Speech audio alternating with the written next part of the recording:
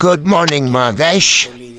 For today's video, nuluto po tayo ng ginataang tulingan. Panoorin po kung paano ang proseso sa pagluluto ng ginataang tulingan.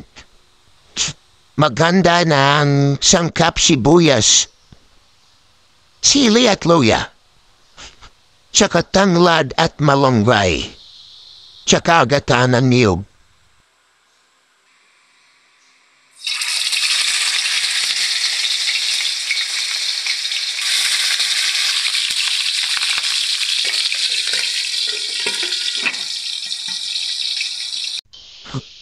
Luto na ang pinirito, magpakulo ng tubig kasama ang sangkap, tanglad, sibuyas, luya.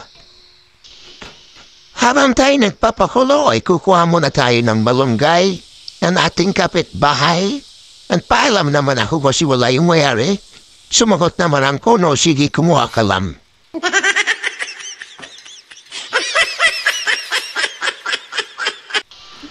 Ayan, kumulo na. Ilagay na natin ng isda, tapos yung gata. Ilagay na rin natin yung siling haba. Lagay na rin natin ang expired na asin.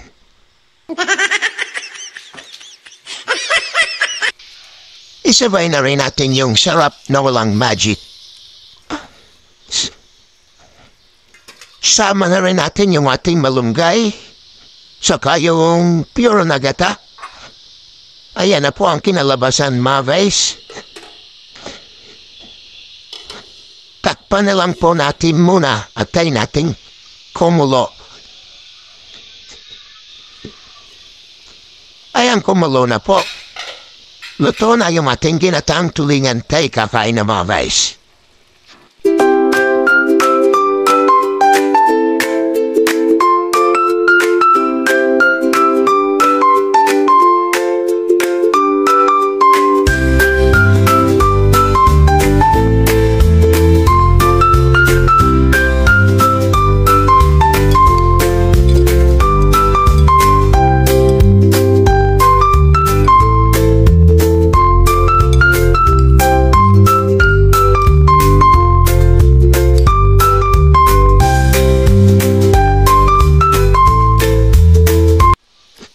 Salamat po sa inyong panonood.